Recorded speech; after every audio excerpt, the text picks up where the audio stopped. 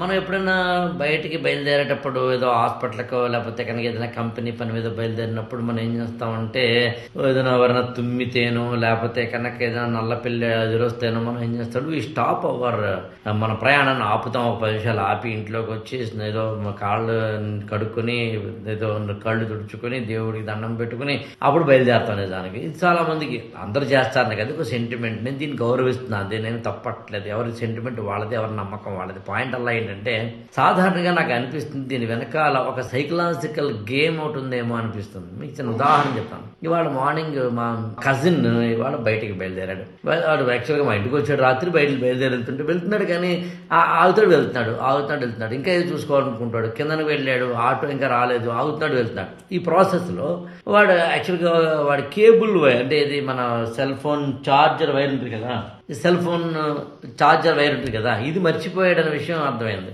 నన్ను పైనుంచి విసర్రా అన్నాడు. విసిరాను. నేను విసిరితే ఎక్కడ పడిందంటే ఈ వైర్లు ఉంటాయి కదా, ఎలక్ట్రికల్ వైర్ లాంటివి, వాటి నుంచి పడింది. దాన్ని తీయడానికి మాకు ఒక 10-15 నిమిషాలు పట్టింది. అది కాదు పాయింట్. అయితే వెళ్ళిపోయాడు. నేను అన్నాను, అరే ఇది నేచర్ నిన్ను ఎందుకు ఆగమందో చూసుకోరా, క్రాస్ చెక్ చేసుకోరా సంథింగ్ అంటే అని వెళ్ళిపోయాడు. ఈలోగా ఊబర్ ఆటో వచ్చింది, వెళ్ళిపోయాడు. అమీర్పేట వెళ్ళిన తర్వాత నాకు ఫోన్ చేశాడు, అరే మీ ఇంట్లో నేను నమ్మరు కళ్ళజోడు మర్చిపోయాను రా. కళ్ళజోడు అంటే గోగుల్స్ అంటారు కదా, ఆ కళ్ళజోడు, మామూలు రెగ్యులర్ కళ్ళజోడు కాదు, మర్చిపోయాను రా అన్నాడు. యాక్చువల్లీ నేను ఏమంటానంటే మన సబ్కాన్షియస్ మైండ్లో మనం ఏదైనా ఒక ప్రయాణానికి వెళ్తున్నప్పుడు మనకి తెలియకుండానే ఒక స్క్రీన్ ప్లే వేసుకుంటాం.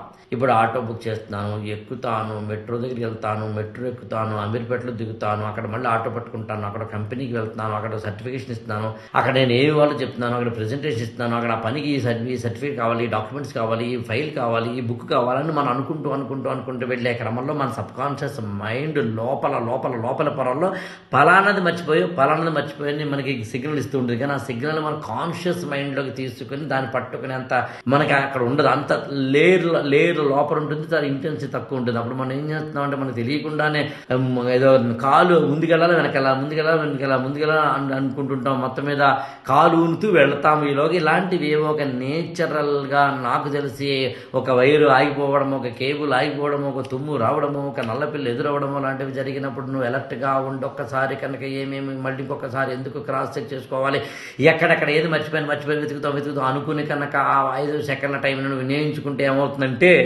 నాకు తెలిసి సెంటిమెంట్ కూడా సైంటిఫిక్గా ఒక ఏదో స్వప్రయోజనాన్ని అందిస్తుంది, అందుకున్న వాడికి అందుకున్నంత.